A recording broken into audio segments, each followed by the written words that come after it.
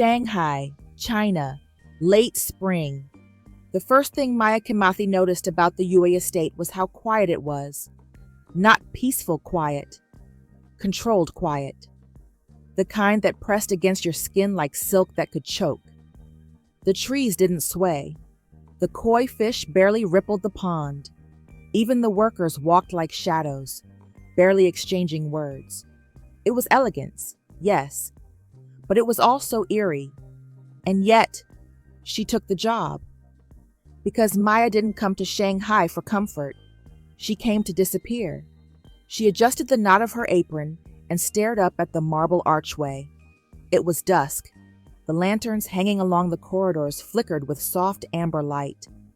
The household staff had all retired after dinner, but she was still tidying the kitchen, partly because it helped her think, and partly because the idea of lying in bed with her thoughts scared her. She gathered the scraps from the chopping board, vegetable peels, meat bones, some half-eaten crab from Chairman Yue's plate, and moved through the back corridor. Her soft-soled shoes made no sound against the tile. Then she paused. There it was again. A light, faint, flickering, coming from the guest house. Her brows pulled together. Old Mrs. Zhao, the head maid, had been clear her first day. Avoid the guest house. Don't knock, don't look, don't ask. But Maya was never good at obeying silence. She crept forward slowly. Just curiosity, she told herself. A light left on. A security error. She'd check, then return. Nothing more. The door was cracked slightly. She pushed it open gently, heart pounding like a drum in her ears. Inside was dim, warm, dusty but lived in. And there, sitting in an old wooden armchair by the window, half shrouded in shadows, was a man. Young, mid-30s, dressed in black linen pants and a charcoal sweater that clung to his lean frame. His hair was dark, tousled, and slightly too long. He wasn't startled. He didn't look up sharply or yell. He just watched her, with eyes like gray smoke. "You're not supposed to be here," Maya said quietly, shifting the bag of scraps in her arms. The corner of his mouth lifted. "Neither are you, apparently." His voice was low, smooth, unbothered. The kind of voice that belonged to someone used to commanding rooms, not hiding in guest houses. She stepped inside fully, still gripping the bag. "You live here?" "I exist here. Living's a different question." She narrowed her eyes. "You're very poetic for someone sitting in the dark. And you're very bold for someone still in her first week." Maya straightened. "How do you know that?" "You mop too loudly. You're the only one who sings gospel in the laundry hall, and your Mandarin has a Kenyan accent. I'd guess Nairobi." Her lips parted slightly, caught off guard. She didn't know whether to feel threatened or flattered. "You're observant." "I'm bored." A long silence stretched between them. Then, she said cautiously, "I should go." "You haven't asked my name yet." "I wasn't planning to." "It's Lynn." She paused at the doorway. "Lynn what?" A flicker of something passed through his eyes. Grief, humor, pain. She couldn't tell. "Just Lynn." She nodded once, firmly. "Good night." "Lynn." "Maya." She froze. "Your name," he added softly. "I like it. Has weight." Her heart stuttered. She left without responding. Later that night, in the modest quarters assigned to her, Maya lay awake on her small bed, staring at the ceiling fan spinning in slow circles. The walls were thin. The silence came back, pressing around her like a second skin. That man. Lynn. There was something about him. Not just the eyes, or the strange calm in his voice, but the way he seemed to know her, without knowing her. No one in Shanghai called her bold. No one in Shanghai saw her at all. But he did. And that was dangerous, because she didn't come here to be seen.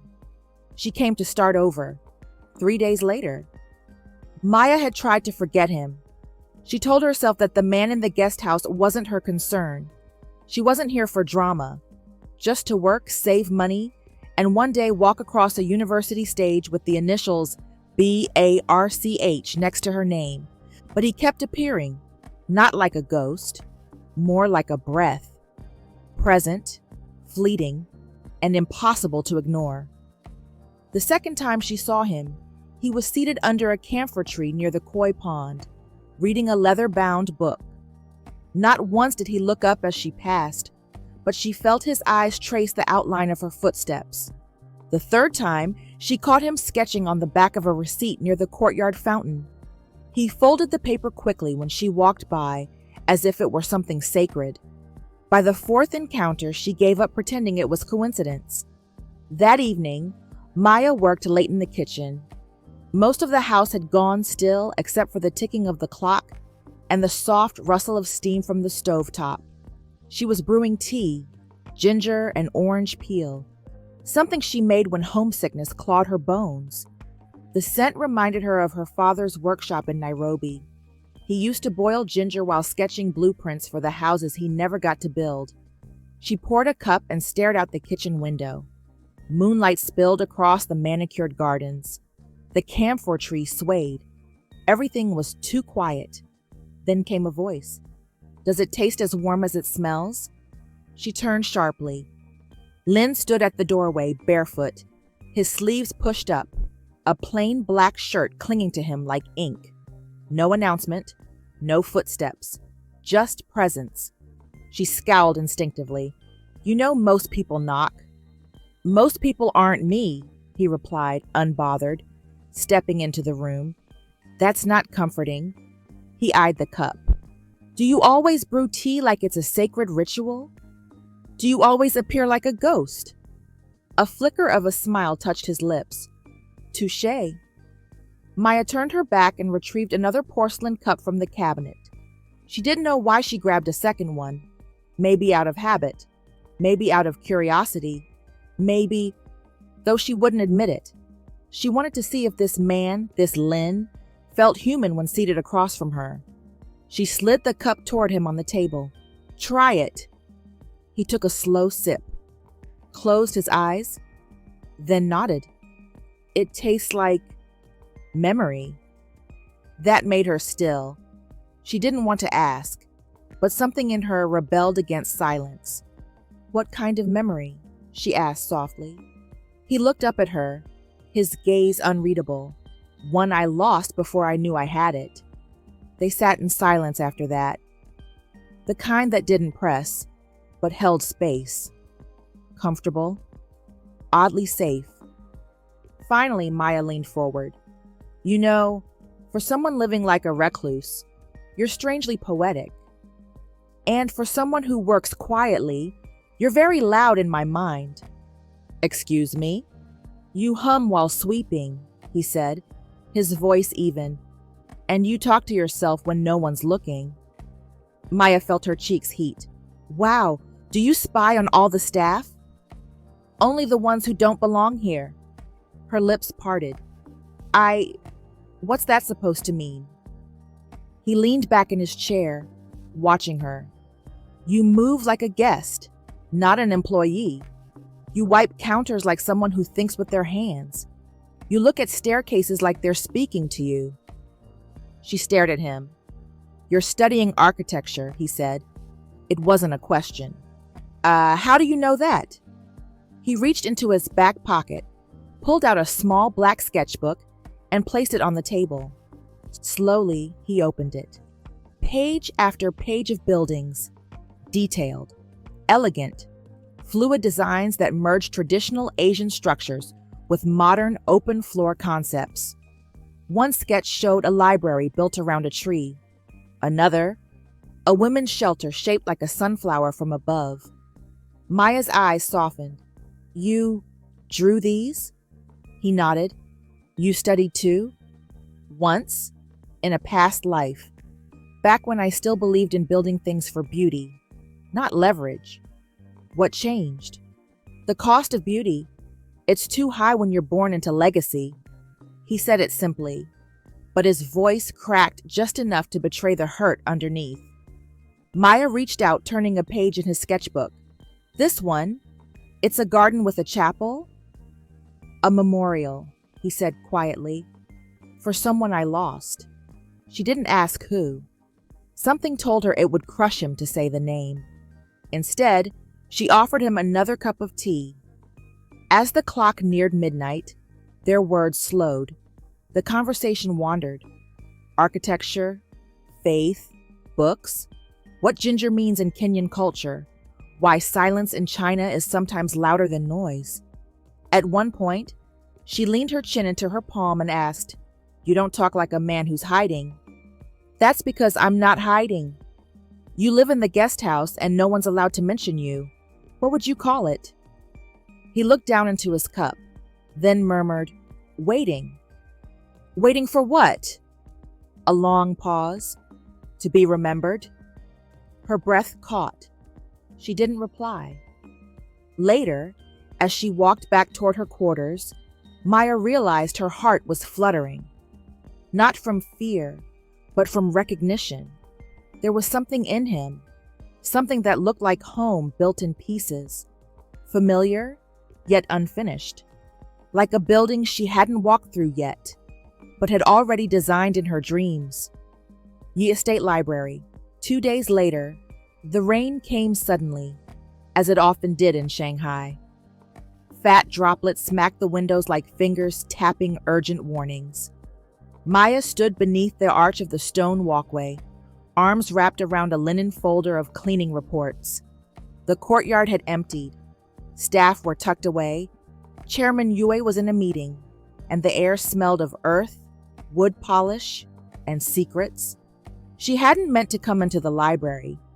The head maid had asked her to deliver updated maintenance documents, and one of the guards mentioned Chairman Yue was reviewing them in his study, attached to the east wing of the estate's private library.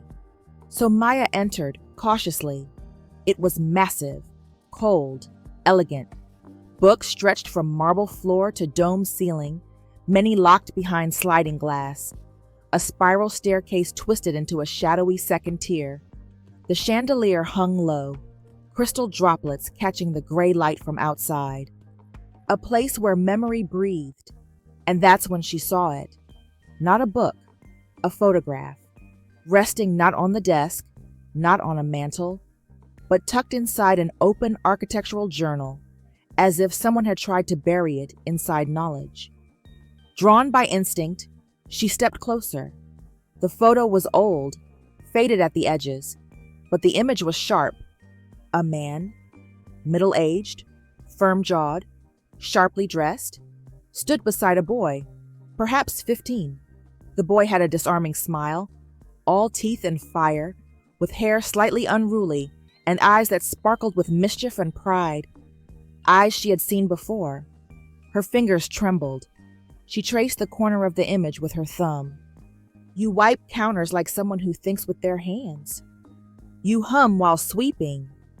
You're not afraid of me? Her pulse quickened. It was him, Lynn. But not as he was now. Guarded, quiet, carved in shadow. This boy was alive. She looked again at the older man beside him. Chairman Yue. Oh my God, she whispered. The realization hit her like a crash of thunder outside. Lynn wasn't just someone staying in the guest house. He was Yue Linfeng, the only son of the estate, the heir. She backed away from the desk, heart slamming against her ribs. It didn't make sense. Why was he hiding? Why was no one allowed to mention him? Why did the staff walk on eggshells like he was a ghost? Then she remembered the way he'd said it. I exist here. Living's a different question. I'm not hiding. I'm waiting. To be remembered. And suddenly, it did make sense. Painfully so. He had been erased, hidden like a stain on legacy. Something shameful. Something dangerous. A prince turned prisoner in his own home. She stared at the photo again, at the quiet pride in the boy's eyes, the rare softness in the chairman's expression, and she felt a strange ache rise in her chest, grief for a man who still breathed. Later that night, Maya sat alone in the laundry quarters, folding linens with trembling fingers. She couldn't concentrate, couldn't hum. The quiet pressed against her ears. She had questions, but more than that, she had empathy. She thought of her own father, how his name had been dragged through the Kenyan papers, how clients withdrew contracts over false allegations, how her family lost their home overnight because someone decided the truth didn't matter if the optics were better, how the world chose silence over justice. Maybe Linfeng's story wasn't the same, but the feeling was, the weight of it. Later that evening, she returned to the kitchen to brew tea. Again, she needed the ritual, something warm, something grounding. She didn't expect to see him already sitting at the table. Arms crossed, sketchbook open, eyes watchful. You looked at the photo. Her heart dropped. You were in the library for less than 5 minutes. The journal was on page 302. You left it open on 314. He didn't say it with anger, just quiet acceptance. Maya met his gaze. Why is it hidden? He looked down. Because I don't exist here anymore. She slowly sat across from him. You're Yue Linfeng. A pause, then a small nod. I used to be. The room felt colder. He tapped the page in his sketchbook but didn't look at it. My mother died when I was 10. The chairman married again before the end of the year. I was polite, obedient, until I turned 20 and refused to sign away land to my stepmother's family conglomerate. That was the first time she tried to get rid of me. Maya's breath caught. Get rid of you? He looked up, voice flat. There are poisons that don't kill, just ruin your memory, your clarity, your trust. She stared, horrified. I collapsed during a pitch in front of international investors, said incoherent things, accused the wrong person. The press said I was unstable, delusional. The chairman believed it. Her fingers tightened around the mug. I didn't fight back, I just left. Lived in Europe for years. Then, one night, I woke up in a city I didn't recognize, and I realized, no matter how far I ran, I still wanted to be seen by him. Not for business, not for honor, just seen. His voice faltered. So I came back, quietly. He lets me stay, but he doesn't speak to me. And the staff? They pretend I'm smoke. Silence filled the space between them. Then Maya reached across the table and poured him a second cup of tea. I see you. He blinked. She added softly, You asked what memory ginger tea tastes like? To me, it tastes like people refusing to vanish. Their eyes met, and for the first time, he didn't look like a man hiding.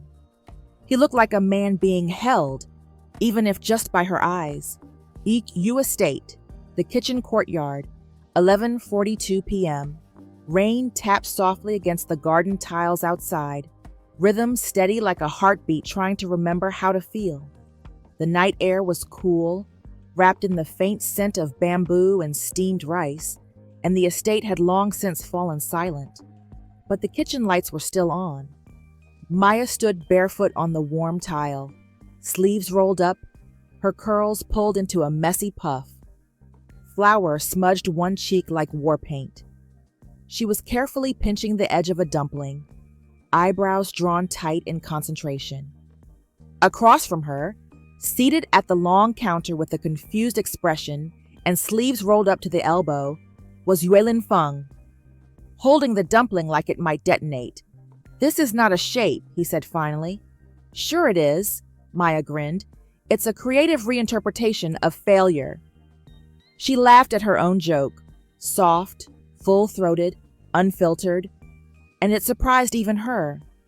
Lately, laughter had been something distant, but somehow, in that moment, it fit. Like her smile had been waiting for this exact hour to be worn again. Linfeng looked at her across the pile of dumpling wrappers, his brow cocked in quiet disbelief. I've designed sustainable city bridges that hold freight trucks, but I cannot for the life of me fold this thing. You're overthinking it, she teased. These are not blueprints, Mr. Lynn. This is dough. Feel it. Feel the dough? Yes. Become one with it. He snorted. She looked at him, startled. It wasn't just a scoff. It was a real laugh. Low and short, but genuine. She blinked. Did you just laugh? No. Oh yes, you did. You're hallucinating. Sir, I am high on ginger tea and regret, not delusions. You laughed. You did. It was an accident. That's how you know it's real, she smiled. For a heartbeat, silence returned. But this time it felt different, warmer, like the kind of quiet that came after sharing something sacred. They kept folding dumplings, a rhythm slowly forming between them. Her fingers pinched, his attempted to mirror her. Occasionally, he stole glances, watching how her forehead creased when she concentrated, or how her hands moved like she'd done this 1,000 times. You learned this back home? He asked softly. Yeah, my grandmother taught me, Maya replied. She said you can tell a lot about a person by how they fold food. What does mine say about me? Maya smirked. That you're secretly afraid of failure but hide it behind a master's degree and $1,000 sweaters. He laughed again, this time more freely. Fair. She looked at him. Really looked. His jaw had softened. The tension he usually wore like armor had begun to loosen. And for a second, she saw the boy from the photograph again, the one who hadn't yet been forgotten. They finished folding the last dumpling. She placed it carefully into the bamboo steamer and leaned back against the counter, breathing in the scent. You're not afraid of me? He asked suddenly, voice quieter now. Maya turned to him, head tilted. Should I be? He didn't answer right away. People usually are, he said, because of who I used to be, or who they think I still am. And who's that? The heir with a ruined reputation, the son who caused shame, the man who lives in the back of a house he was born to inherit. Maya's voice was soft but certain. That's not who I see. He looked up, expression unreadable. I see someone who listens more than he speaks, who sketches chapels for people he lost, who stayed when it would have been easier to run. Her eyes didn't waver. You make your own quiet feel safe. That's not something scary, Linfeng. That's something rare. His name hung in the air. His full name, spoken without fear or demand, just knowing. He looked down at the steamer. It's strange. What? I don't think anyone has spoken my name like that in years, like it still belongs to me. Maya's gaze softened. Then maybe it's time you start reclaiming it. The steamer let out a soft hiss. The dumplings were done. He helped her plate them, imperfect folds and all. They sat side by side on the wooden bench beneath the kitchen window, quietly eating, not in silence, but in peace. Outside, the rain had stopped. The camphor tree stood still, almost as if listening. Maya, he said gently after a long pause. She turned to him. Thank you. For what? Letting me laugh like I didn't forget how. Her heart thudded. She didn't say anything, just offered him another dumpling. And he took it. Not just the food, but the moment, the warmth, the start of something deeper. We're estate, main hallway, 6:27 a.m. The air felt different. Maya sensed it before she even stepped out of her quarters, like tension had soaked into the walls overnight. The estate was awake too early. Shoes clicked down marble floors. Staff moved with stiff urgency. Someone had polished the banisters twice already. Something was coming. She tied her apron in the mirror, smoothing the collar of her blouse. Her instincts prickled. Downstairs, old Mrs. Zhao approached her with unusual sharpness in her tone. Today, you stay invisible. No courtyard, no kitchen afternoon, no humming. Maya frowned. Why? Mrs. Zhao's eyes flicked down the hallway and then back again. Madame Yue has arrived. The name landed like a rock in her chest. Madame Zulian, Linfeng's stepmother, the one who erased him, 2 hours later. Maya stayed in the linen hallway, folding quietly behind a stack of towels. But tension crept up her spine like a hand pressing on her neck. She shouldn't be curious. She shouldn't be listening. But she couldn't help it. A voice, smooth, clipped, and cold, echoed just beyond the corridor. He is growing weaker. You see it, don't you? His mind is scattered, his will unclear. What if one day he signs everything over to the wrong person? Maya edged closer, keeping herself pressed to the wall. She peeked around the archway. 2 figures stood in the study alcove beyond the koi hall. One, Madame Zulian, dressed in gray silk, elegant, serpentine. The other, a man she didn't recognize. Tall, early 30s. Polished but tense. He won't sign to Linfeng, the man said. Of course not, Zulian replied coolly, because Linfeng no longer exists, and it must stay that way. Maya's breath caught. You're next in line, Zulian whispered to the man. Her son, no doubt. But Chairman Yue won't hand anything over unless you appear loyal. You need to smile, be dutiful, keep the board quiet, and once he trusts you, he'll give it to you. And if Linfeng returns? He won't. He'd have to crawl out of the shadows first, and if he does, I'll make sure the light blinds him. Maya felt her heart race. It wasn't just a power grab. It was a plot. They were waiting for Chairman Yue to lose his mind, to confuse signatures, to quietly replace his legacy without anyone noticing. And Linfeng, he was their threat. Moments later, the garden corridor.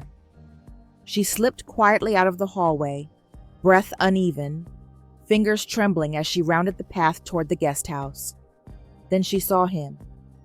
Linfeng stood under the tree in the shadow of the stone overhang. He looked still, too still. He had heard. His jaw was clenched, arms folded across his chest, eyes locked on the koi pond like it could anchor him. But something in him was shaking. He didn't look at her. How long? Maya asked gently.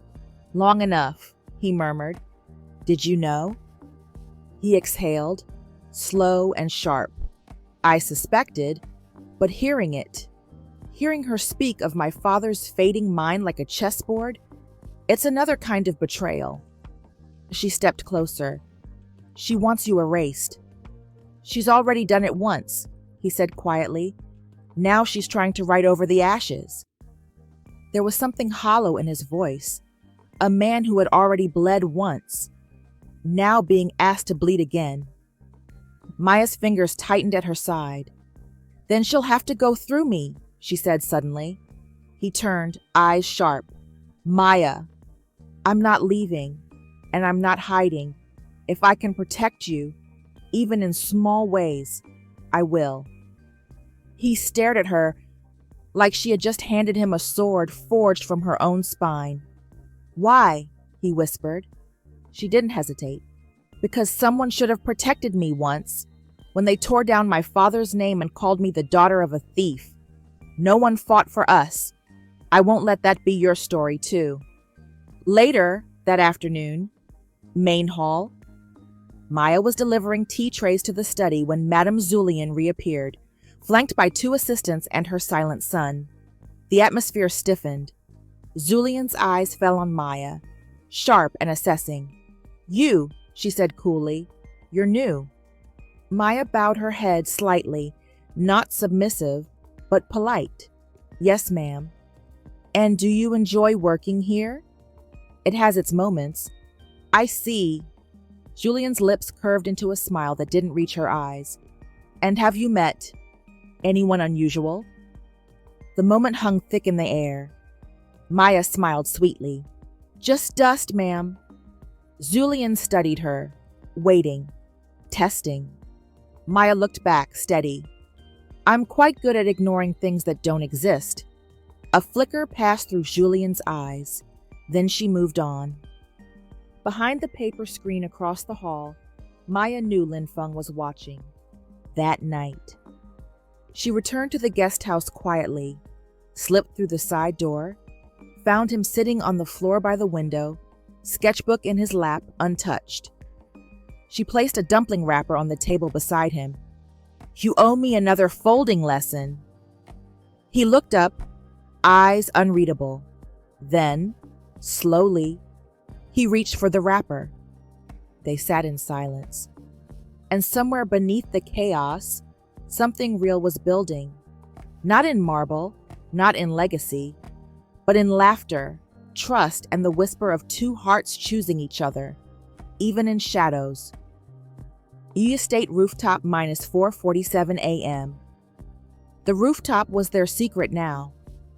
High above the world of silk whispers, legacy contracts, and suspicious glares, Maya and Linfeng sat on the flat stone tiles beneath a slowly fading moon. It was still dark, but that in-between hour when even the air paused, waiting for light to return. A breath before dawn. The estate below slumbered, unaware. Maya hugged her knees to her chest, a light blanket wrapped around her shoulders. Linfeng sat beside her, legs stretched out, arms propped behind him. Their shoulders brushed every now and then, but neither moved away. You barely sleep, she said softly. I never did, he murmured. Even as a child, too many thoughts, too many expectations. Maya tilted her head toward him, her curls falling slightly. What do you think about up here? He didn't answer right away. Then, slowly, what life would feel like if I weren't someone's heir. His voice didn't tremble. It cracked clean, like a porcelain teacup with a single perfect fracture. Everyone assumes I want the empire, that I'm bitter because it was taken from me. But the truth is, he turned to her, I don't want to be someone's heir. I just want to live. The words settled heavy in the air between them. Maya's chest rose, then fell slowly. Then start with one thing, she said gently. Tell me your real name. He looked at her, really looked. His hair, slightly tousled from the breeze. His expression, open but uncertain. The walls he kept so carefully constructed began to shift. You know who I am? No, she said quietly. I know what they called you. I want to know what you call yourself, when no one's watching, when there's no empire to prove, no legacy to defend. The silence between them turned intimate. Linfeng opened his mouth, lips parted, but the name never came. He hesitated, then lowered his gaze, jaw clenching. Maya reached out gently and touched his hand. Warm, solid, grounded. You don't have to be Yue Linfeng tonight, she whispered. Just be the man who laughed over dumplings and made me feel seen. And you, he said softly, are the only person who's seen me and didn't run. Their eyes locked. The space between them became charged, like the air before a summer storm. He leaned forward just slightly. So did she. Closer. A breath apart. Her eyes dropped to his lips. His hand brushed against her jaw. Their foreheads almost touched. Maya, he whispered. But just before it happened, a gust of wind carried a soft chime from the bell hanging on the rooftop rail. The moment shattered like frost underfoot. Maya pulled back first, barely, heart pounding against her ribs like a warning. "We should go," she whispered. "The sun's coming." "Let it," Linfeng murmured. She looked at him. "If it finds us up here," he added, "maybe it'll think we're human again." She smiled. Small, real, sad. "Then maybe next time, we won't stop." They stood together, side by side, as the first gold of morning spilled across the edge of the horizon. He didn't tell her his name, but she knew, now more than ever, he was slowly remembering how to live. And she was starting to wonder if maybe, just maybe, the man she had come to Shanghai not to find was the one her heart had always been waiting for. Shanghai, Yue Estate. Late afternoon, the rain had returned, thin, constant, and cold. It danced down the windows of the study where Madame Yue Zulian stood in sharp-heeled silence, watching the droplets like they were whispering strategy. Her silk robe, dove gray with a collar stiff enough to cut glass, rustled slightly as she turned to her assistant. "And you're certain it's her?" The young man nodded, placing a beige folder on the lacquered desk. Stamped across the top, "Confidential, Nairobi investigation file. Maya Wambui Kimathi, age 28, arrived in Shanghai 7 months ago. Background appears clean on surface, until you dig deeper." "And what did you find?" Zulian asked. Her father was an architect, highly regarded in Nairobi, until he was accused of embezzling millions from a national housing development. They never proved it, but his license was revoked. Family name was blacklisted. "And the daughter?" "She disappeared from university. No formal charges, but she left quietly. Some think she was involved." Julian tapped a manicured nail against the file, lips curling into a smile that had no joy. "A scandal in the shadows," she murmured. "How poetic." That night, Maya's quarters.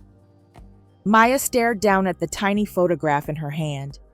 It was faded and creased, but she carried it with her always. Her father, smiling, holding a blueprint in one hand and a baby Maya in the other.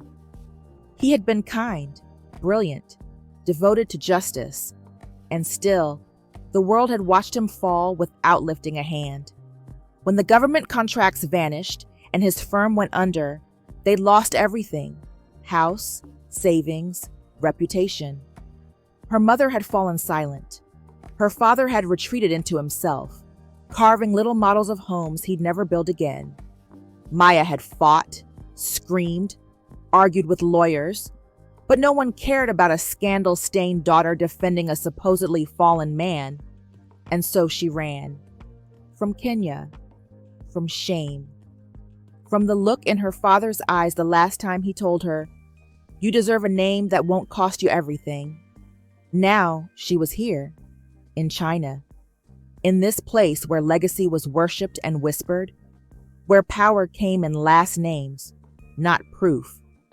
She thought she'd outrun her past, until she saw the envelope. It was lying on her bed when she returned from the greenhouse. No name, no note, just her name written in Mandarin. Inside, a photocopy of her father's revoked license, and a line of red ink under her own name in a university dropout record. Her hands trembled. Someone knew.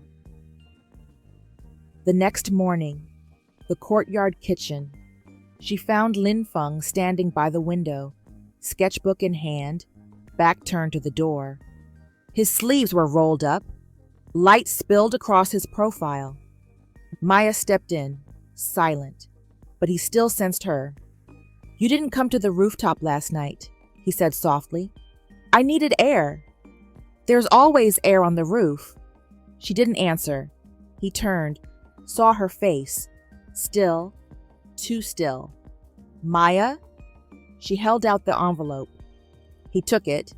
His eyes scanned the contents. His jaw tightened.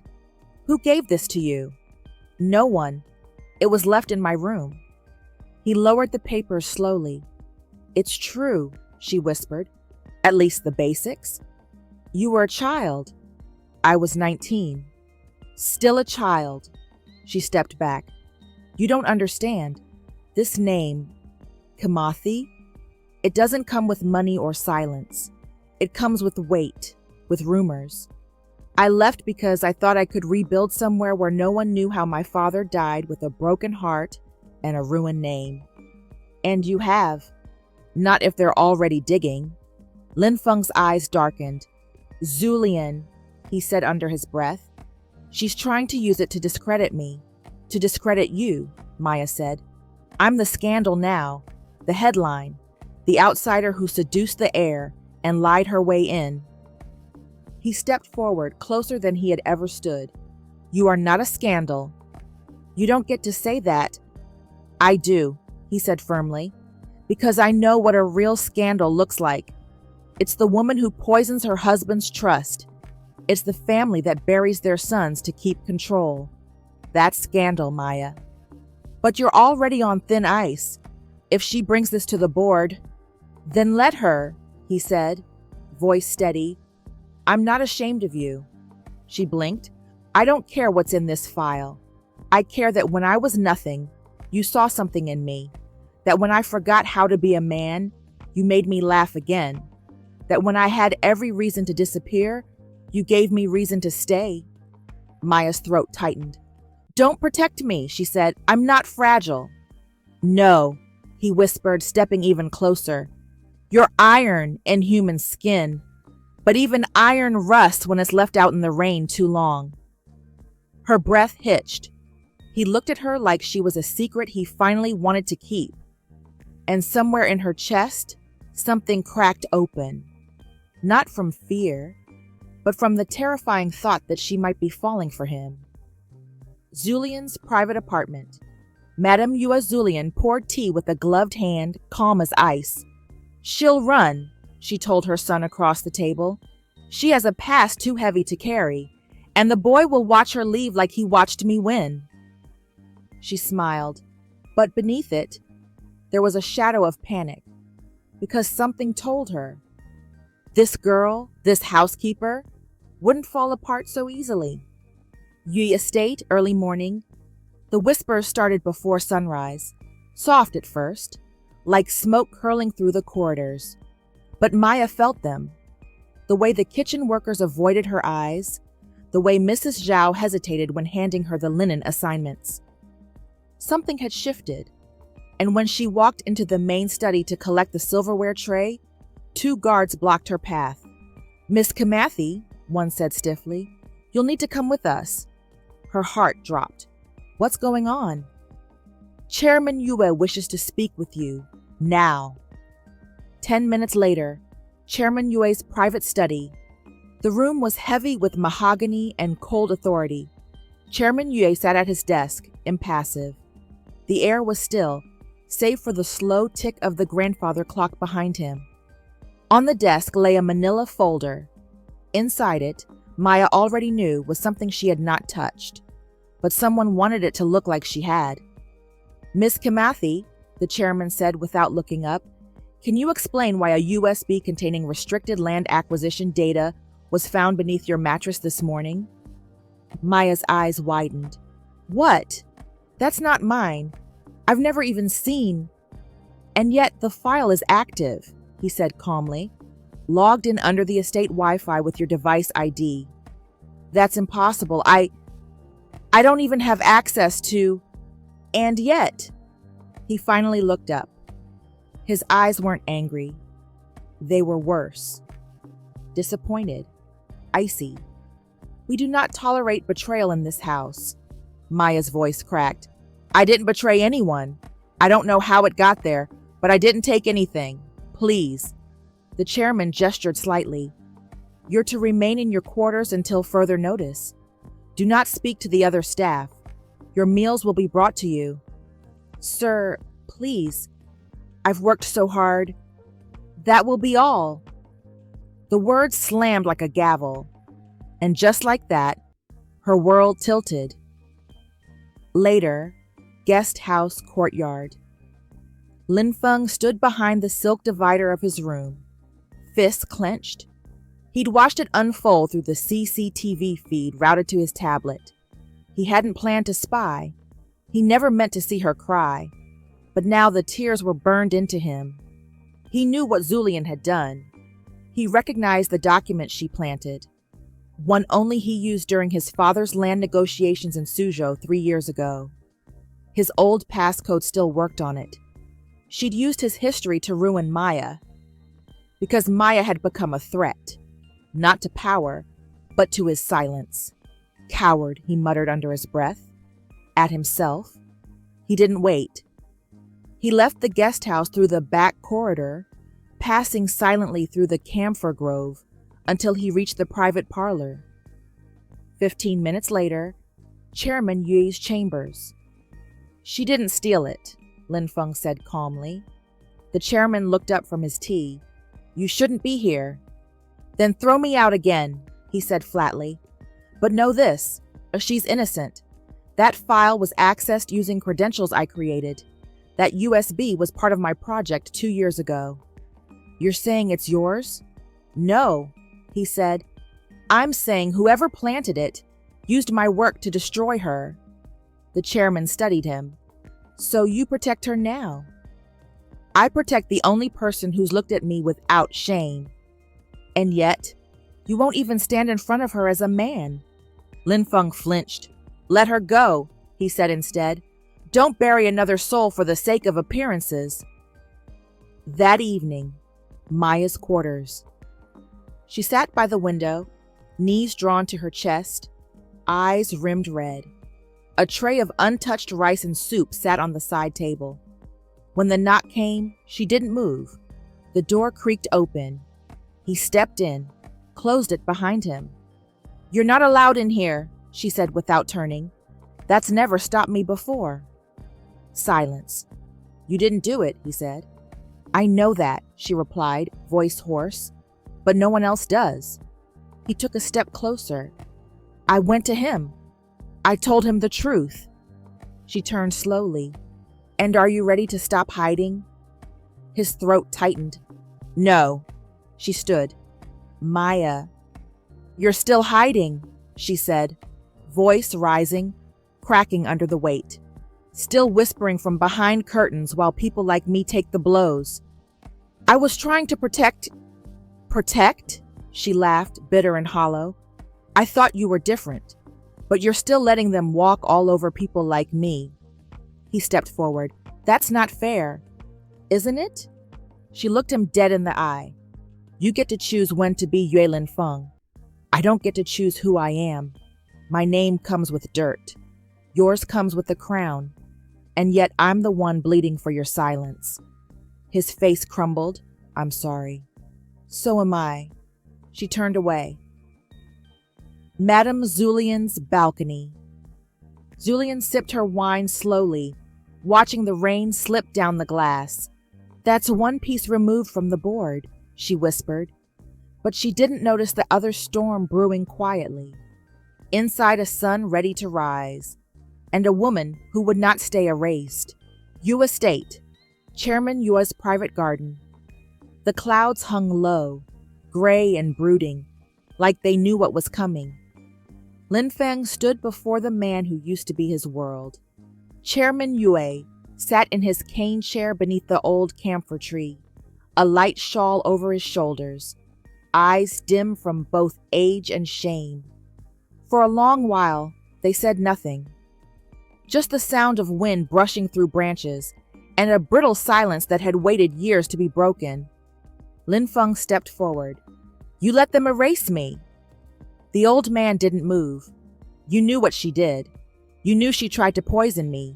You saw the cameras, the medical reports, and still, you turned your face away.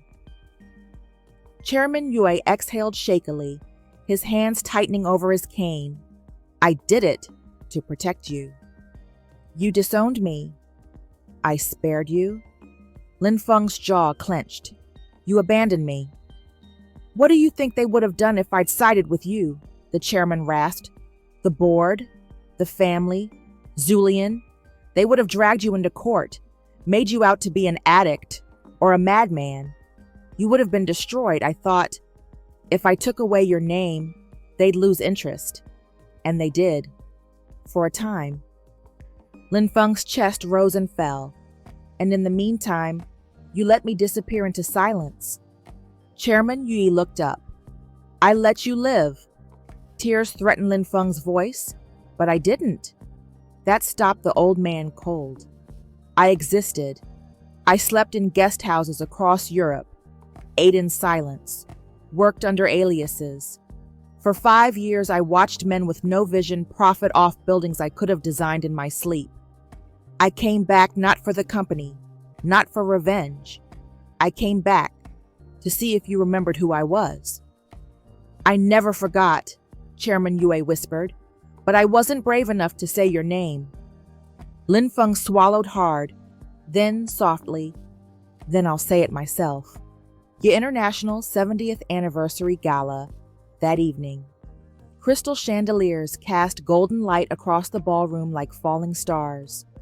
Business elites, press, and global investors crowded the space, smiling, sipping champagne, speculating on the announcement to come. Everyone whispered the same name, Zhao Weiming, Madame Julian's son. He stood at the podium, rehearsed and rehearsing. Chairman Yue has agreed to name his successor. And then the doors opened. Every head turned. Gasps scattered like broken glass. Because the man walking down the red carpet wasn't on the guest list. He wore a black tailored suit. No mask, no shadow, just presence. Absolute and terrifyingly calm. Linfeng. He stepped onto the stage like he'd never left it. Zulian's glass slipped from her fingers. What is this? Zhao hissed. Security. They won't move, came Chairman Yue's voice, echoing as he stepped out from behind the curtain. He walked to the podium, not looking at Zulian, only at Linfeng. Let them hear it from my mouth, the old man said, voice stronger than it had been in years. He faced the crowd. For years, you believed a lie, that I'd cast out my son in disgrace, that he vanished in shame, but you were wrong. He turned to Linfeng. Yue Linfeng is my heir. The room erupted into murmurs and confusion. I stripped him of his name to save his life, the chairman continued, but tonight, I give it back, with every right, every share, and every ounce of faith I have left in this body. Julian's face was pale, furious. You're ruining everything, she whispered. Linfeng turned toward her. You ruined it the day you decided legacy was worth more than life. He looked past her, to the cameras, to the world. My name is Yue Linfeng, and I'm not here to relive the past. I'm here to rebuild the future, not with blood, not with fear, but with vision, with honesty, and with those who walked with me when I had nothing. He paused. And if any of you find that threatening, you were never meant to be part of my future anyway. He stepped down from the stage. The crowd parted. Some bowed, some stared, some whispered. But Linfeng walked through it all, like a storm that had finally come home. Yue stayed later that night. He stood alone in the guest house, the same shadows, but no longer hiding. His phone buzzed. One new message. From Maya. You did it. He stared at it for a moment, then typed, not without you. But he didn't send it, because she wasn't his yet. Not until he made things right. Not until she looked at him again. Not as a stranger in love with the quiet, but as a man finally brave enough to choose the light. Shanghai, 2 days after the gala. It started with a single article. Then came the avalanche. CEO's African lover exposed as a maid. Fortune hunter or true love. Inside the Yu scandal. Yue Linfeng's housekeeper mistress. What she's really after. They published her name, her photo, her past in Nairobi, twisted, half-truths framed like facts. A video clip of her entering the guest house late one evening, the night of the dumplings, cropped and cut to fuel suspicion. The headlines weren't just cruel, they were calculated. Maya sat in the small cafe near the back alley of the UA estate compound, a scarf pulled over her curls, sunglasses doing little to shield her from the murmurs and glances. It was all happening again, just like Kenya. But this time it wasn't just her father's name under fire. It was hers. And she'd barely had the chance to become someone before they started burning her down.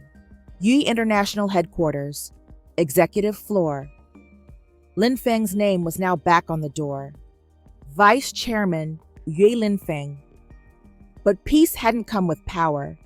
He stood at the head of the executive table, hands planted on polished glass, as the board whispered around him. "We warned you." "A maid? Really?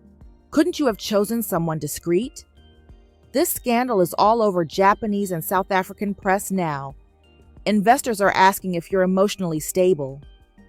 "You need to put out a statement," one woman said crisply, folding her hands. "Deny the relationship. Say she was an employee overstepping boundaries.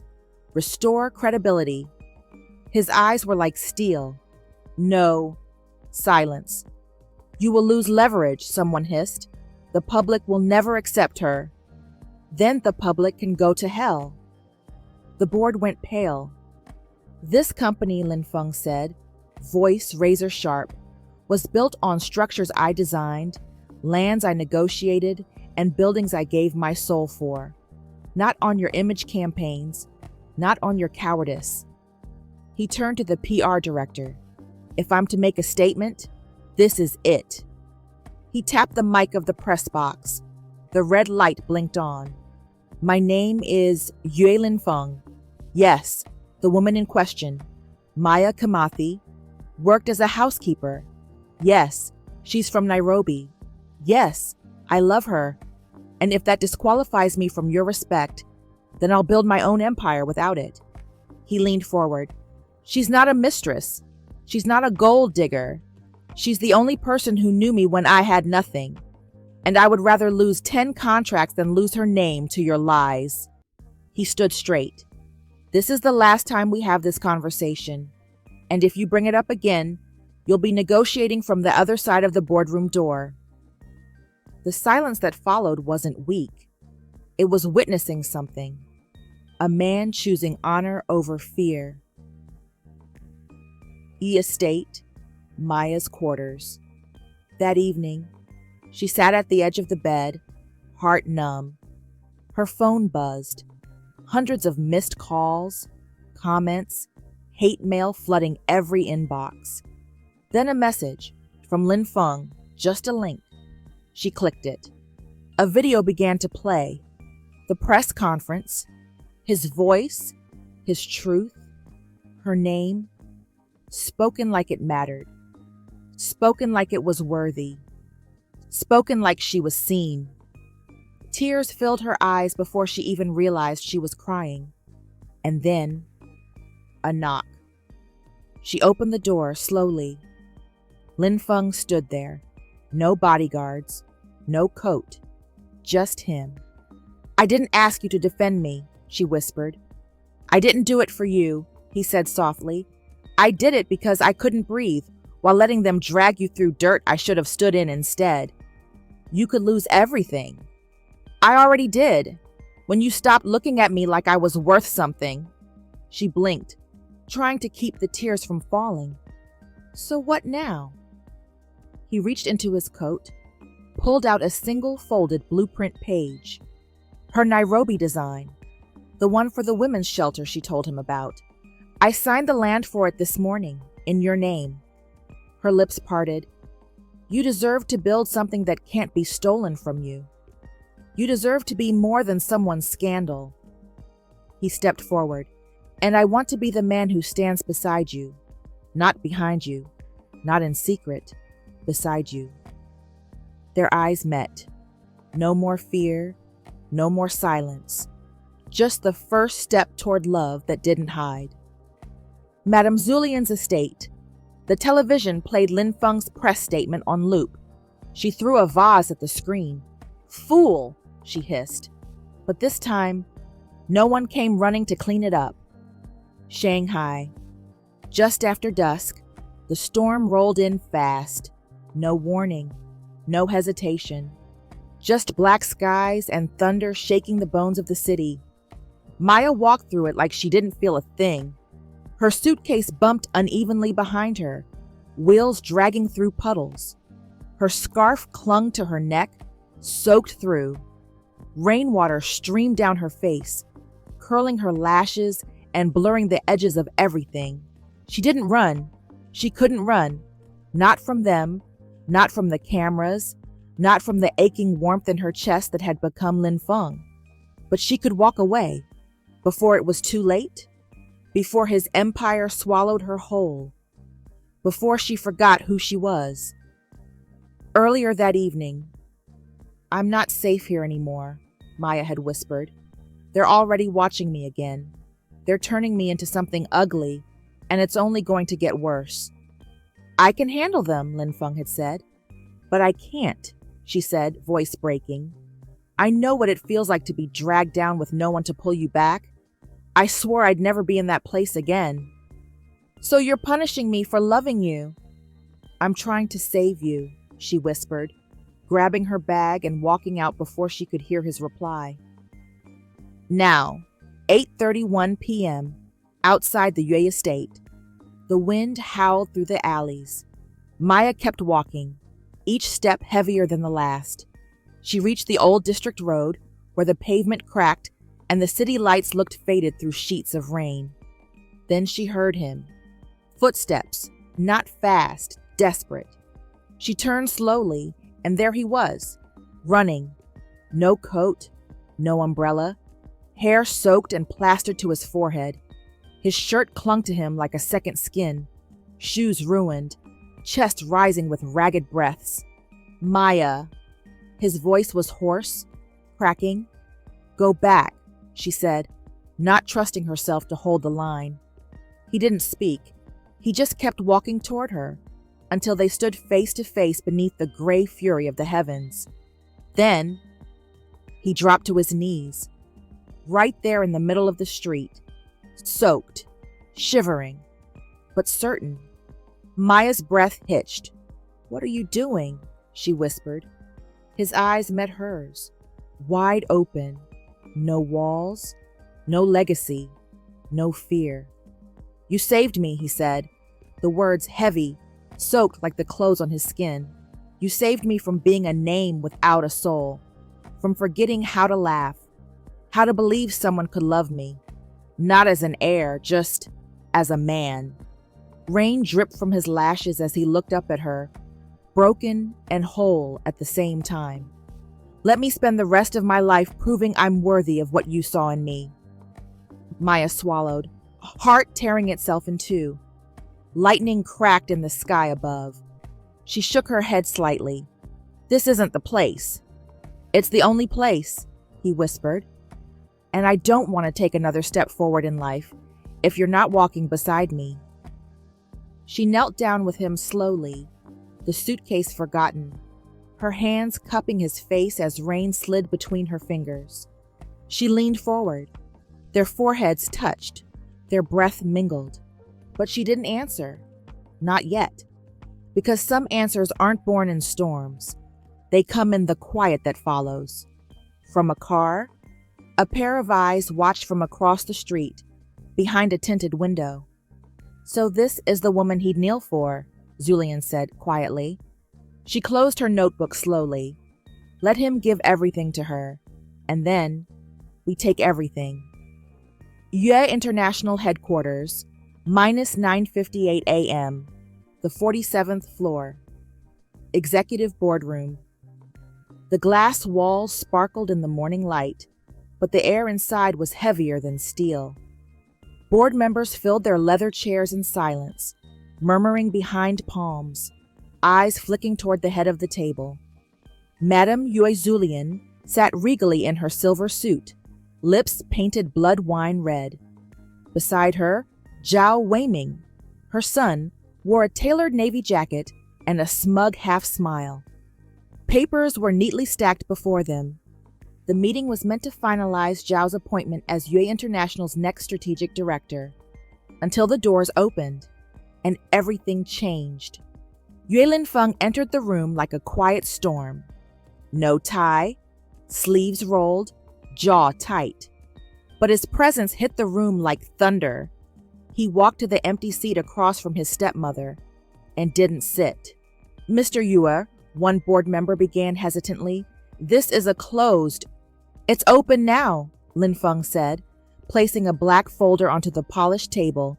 "Unless the board would prefer we discuss financial fraud in the press instead." Silence. Then Zulian's cold voice sliced the air. "What exactly are you doing, Linfeng?" "Reclaiming what was stolen. Not my title. Truth." He clicked the remote in his hand. A screen on the wall came to life. Slide 1. A 2018 wire transfer from Yue subsidiary funds into a dormant private account, registered to a shell company in Zulian's maiden name. Slide 2.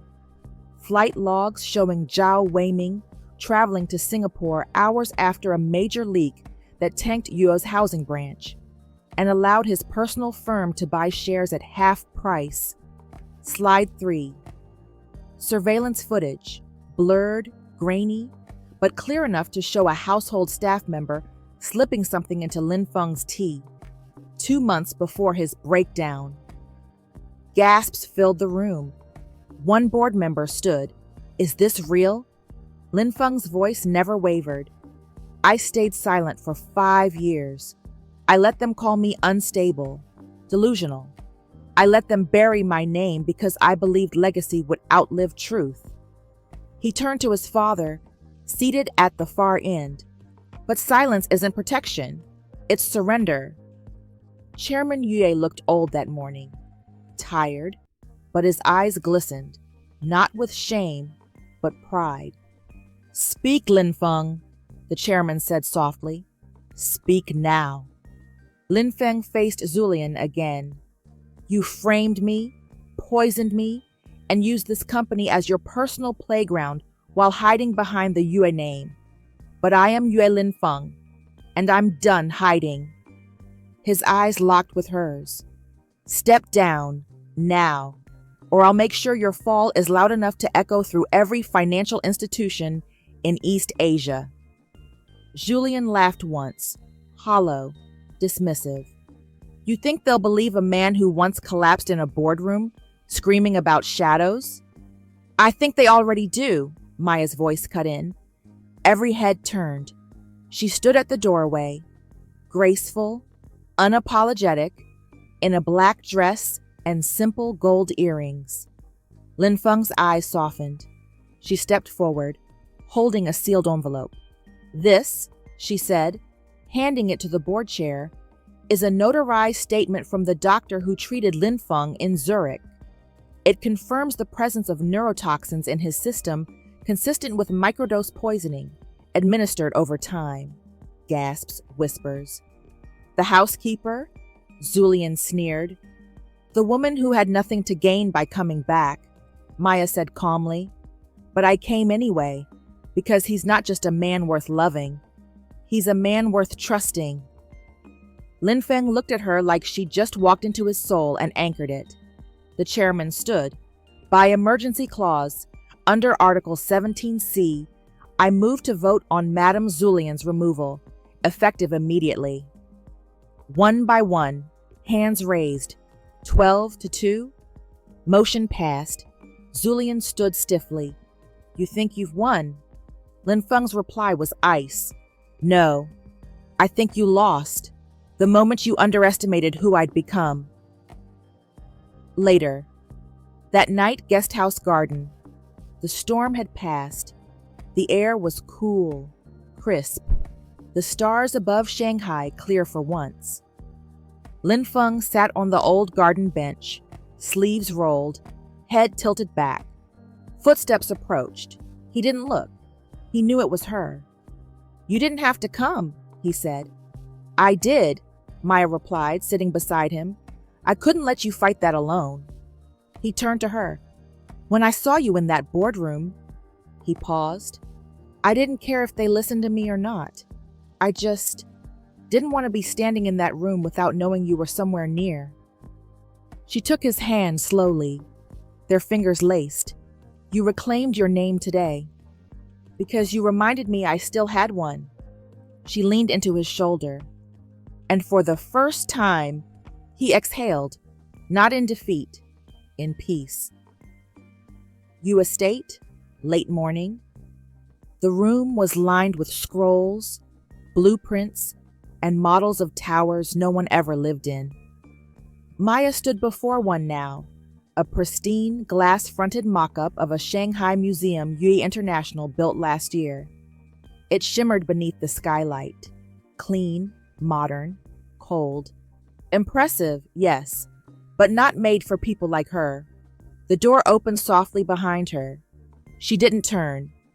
"I wasn't expecting visitors," she said calmly. "That's because I asked the staff to remain silent," came the familiar voice. Chairman Yue entered slowly, cane tapping against polished stone, silk tunic draped elegantly across his frail frame. "Miss Kimathi!" She turned to face him, expression unreadable. "Chairman Yue." He paused a few feet away, his gaze scanning the model beside her. "Do you know who designed that building?" "You did?" "Yes, but I didn't build it. I drew it in a hospital bed while recovering from my first stroke. Linfeng was 15. He watched me draft it and asked, 'What happens if it collapses?' I told him, 'Then we rebuild it better.'" He looked at her with tired eyes. "But I never expected my own family would be the one to collapse my legacy." Maya didn't reply. She waited. "I owe you an apology," he said quietly, "for what you've endured, for what my silence allowed.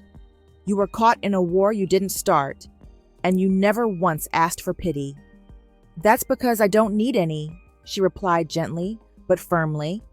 He smiled faintly. "I know." He pulled a white envelope from his coat and placed it on the table between them. "A full scholarship. Tokyo University of Design, Architecture Program. International housing included. It's funded privately, under Linfeng's name." Maya stared at the envelope and then slowly pushed it back toward him. "No." Chairman Yue blinked. "No. I don't want favors. I want respect." Her voice didn't rise. It didn't need to. It landed like stone in still water.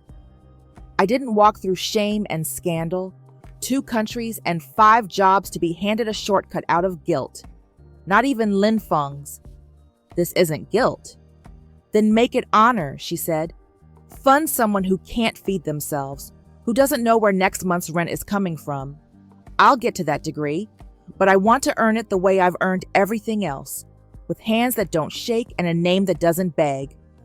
The chairman's lips parted, but then he smiled, not patronizing, proud. "You remind me of my late wife," he said softly. "She once told me love without dignity is just dependency." Maya's breath caught slightly. "And Linfeng. He doesn't need to save you," he said. "He just wants to stand with you." Her eyes burned, but she blinked the tears away. "Then tell him to do that, and nothing more." Chairman Yue nodded once. "It's done." That night, guest house rooftop. Maya sat cross-legged, a sketchpad balanced on her knees, lines trailing into life, an open library with tall windows, wide corridors, and small corners made for laughter. Linfeng joined her, wordless at first. He sat beside her, watching her pencil move. "You refused the scholarship," he said after a moment.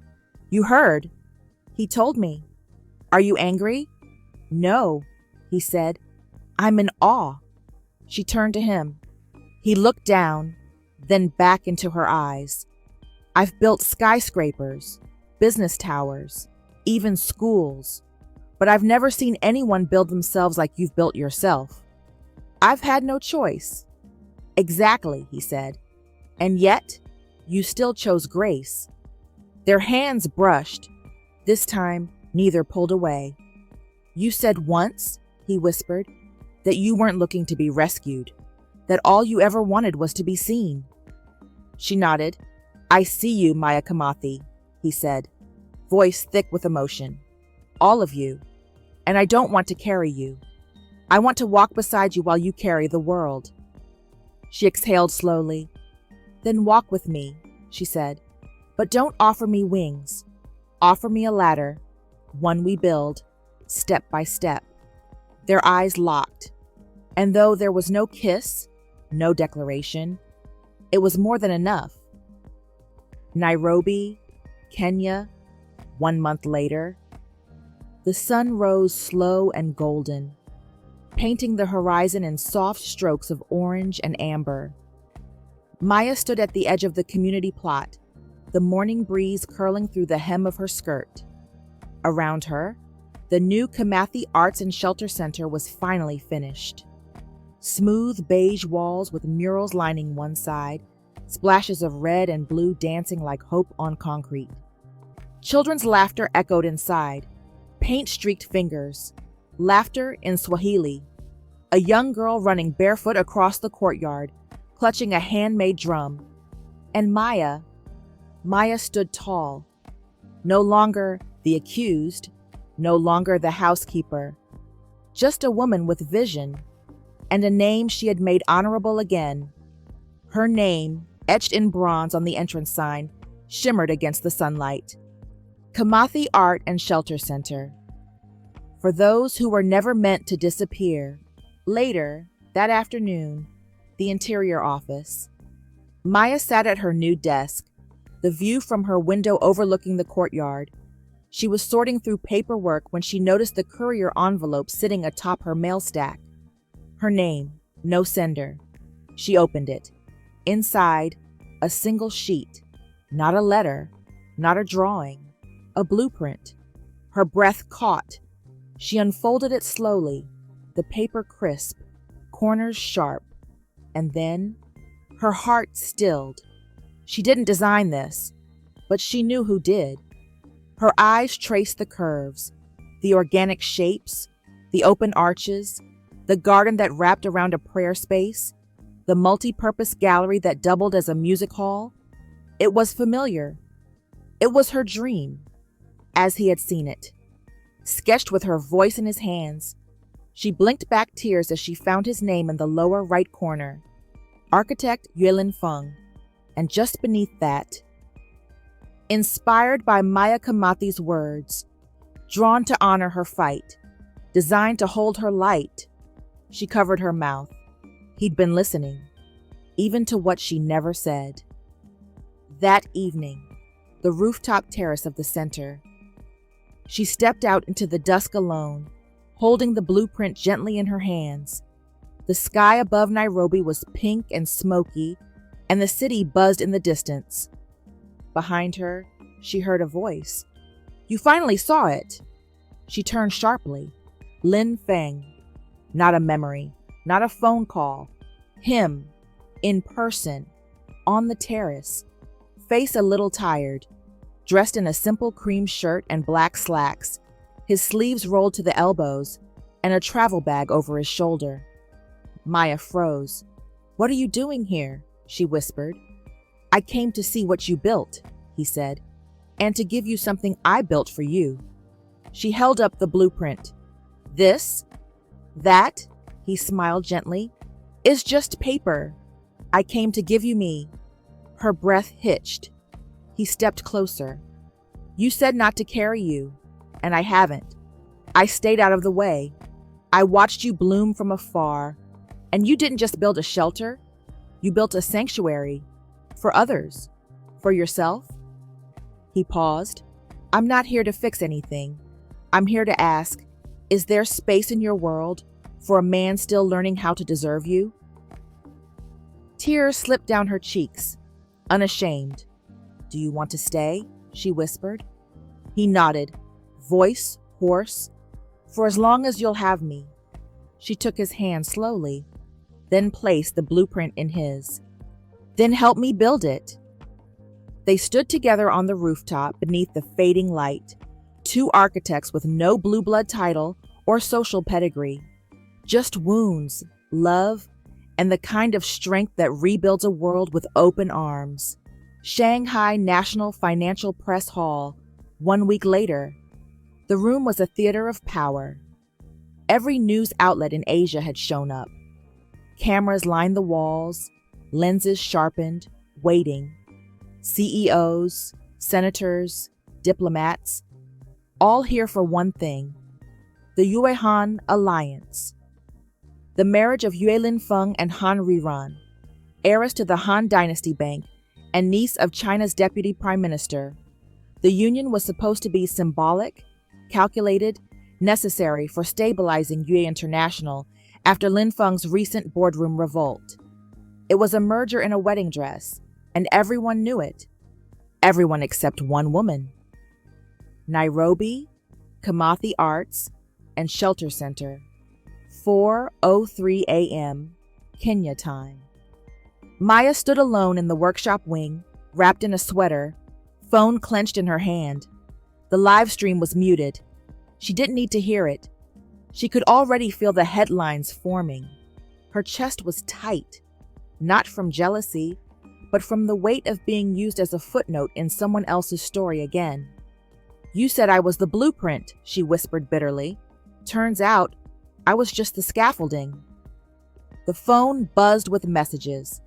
None from him. She turned it off, turned the lights out, and walked away. Back in Shanghai.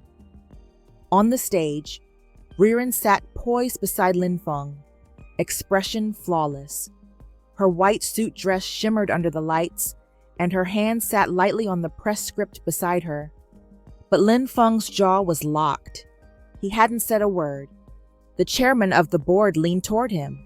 "Now, read the statement." Linfeng looked at the page, and then looked at the audience. He stood, held the mic, and with every camera rolling, every executive holding their breath, he tore the statement in half. Clean, sharp, loud, gasps, clicking shutters. A reporter shouted, "Mr. Yue, what are you doing?" He didn't blink. "What I should have done from the beginning." His voice was calm, unshakable. "I'm not marrying Han Riran. There will be no Yue-Han merger, not because she's unworthy, but because I'm already promised." People stirred. "Promised to whom?" another voice called.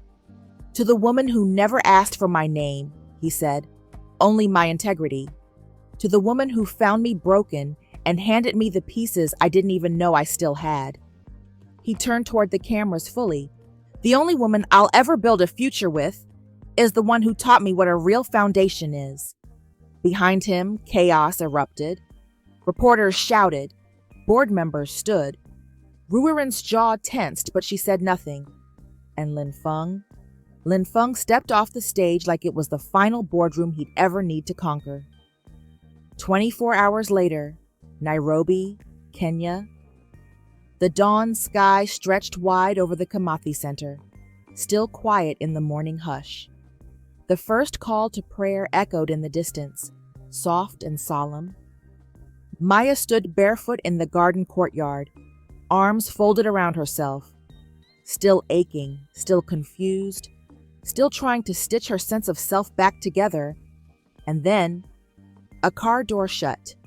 She turned, and there he was, Linfeng, wearing the same suit from the conference. No tie, hair disheveled, sleeves damp from travel. But his eyes were steady. She didn't move. "You're late," she said quietly. "I left as soon as I remembered what mattered." She blinked, fighting the tears. So it wasn't true? The engagement? It was politics. A contract. Something I never signed from my soul. He stepped closer. "You believed in me before the empire came back. You loved me when all I had was a sketchbook and a broken name." And then you vanished when the cameras returned." He nodded, jaw clenched. "That was the last time I'd disappear on you. I swear it." She stepped closer, the pain unraveling slowly from her chest. "I didn't need a speech," she whispered. "I just needed to know I wasn't a placeholder in your rise." He took her hand, lifted it to his chest. "You're not the placeholder, Maya. You're the cornerstone." She stared at him. "If you'll still have me," he said gently, "I want to build something sacred with you. Not marble, not glass, something unshakable." Their foreheads met. No grand kiss, just breath and tears and peace after a public war. Nairobi, 3 months later. The ceremony was small by choice. No media, no board members, just the ones who mattered. Students with sketchbooks in their arms, mothers with calloused hands, orphans painting banners in the courtyard, neighbors with curious eyes and wide smiles. They gathered under the soft morning sun where red clay met polished white stone at the steps of a gleaming new building, 3 stories tall, sunlight pouring through towering windows, and walls etched with native Swahili proverbs and quiet scripture. The plaque read, "The Kimathi Yuo School of Design. Built in love, formed in fire, rooted in truth." Inside, Maya walked the curved glass hall in her cream jumpsuit, curls pinned back with gold clips, fingers grazing the cool rail of the floating staircase. This was hers. She had designed the lines, the flow, the light.